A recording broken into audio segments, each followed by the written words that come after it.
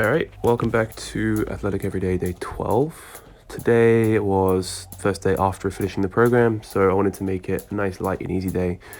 Workouts are probably going to be something like this for the rest of the week. So warm up like usual by skipping. I don't even really necessarily consider skipping a warm up. I just think it's a very, very useful, kind of essential part of my training program because it's such a great exercise for building elasticity and, just building a good plyometric base in the lower leg. And this helps to improve ankle stability, particularly in that sort of side-to-side or frontal plane, to prevent excessive ankle inversion or eversion, particularly when sprinting and jumping. Then I moved into some multi-directional lunges. Again, really, really fantastic exercise, multi-planar. I just wanted to get my legs feeling good because they've been feeling quite stiff ever since I started the last phase of the weightlifting program and the weight started to get heavier. So I just really want to make sure my body starts to feel a lot better, like starts to feel really good, starts to feel fresh again. So that was kind of my intention with starting this workout. Then I proceeded to move on to some hip flexor raises because I know that my hip flexors are weak and tight. And I know for a fact that the biggest muscle size difference between professional sprinters or high-level sprinters and regular people is the hip flexor.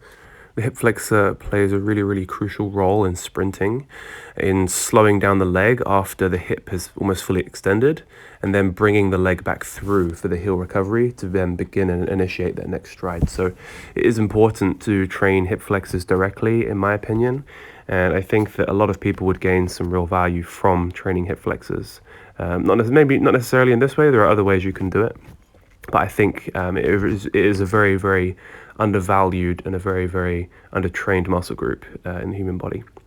Then, as I frequently do, I do tibialis raises to train that tibialis anterior muscle, the muscle that helps to prevent the shock from impacts. Especially if you're striking heel first, like for example, if you're walking, but most importantly, if you're doing maybe a two-footed jump, you'll generally strike heel first to help you decelerate more quickly.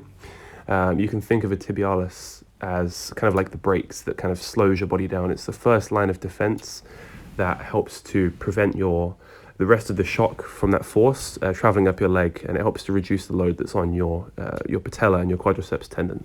And then I also included some single leg calf eccentric overloads to help to increase the force absorption of my lower leg. Again, it's something that's really important to focus on, especially if you're going to be doing a lot more sprinting and jumping. Those activities can be incredibly intense on the legs, and I don't want to get injured. Then I moved on to some dips, supersetted with some landmine barbell rotations, with just 10 kilos on there.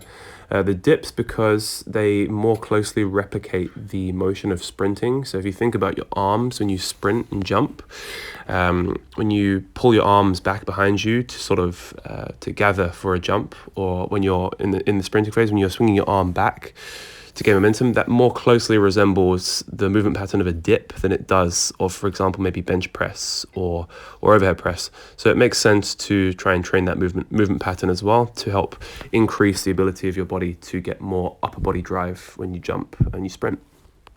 And also dips generally are just a fantastic exercise. They're a bodyweight exercise, so you can, every single rep you're doing weight of your body weight, and they're very easy to progressively overload with a weight belt. You can add weight to them very easily, and it works tricep lockout fantastically well as well, if you do them full range of motion, of course, which is also fantastic for me to work on the split jerks that I've been struggling with over the last few workouts with weightlifting. And last exercise I did outside were landmine rotations to help improve my trunk stability throughout that rotational movement. And then lastly, I finished up with some Nordic eccentrics. I can't quite do the concentrics yet, although it is a big goal of mine to do one day. And these have to be one of the best hamstring exercises you can do, full stop. Not the only hamstring exercise you should be doing, but I think they're one of the best that you can do, especially if you're doing athletic movements such as sprinting and jumping. All right, that's it today, and I will see you tomorrow. Peace.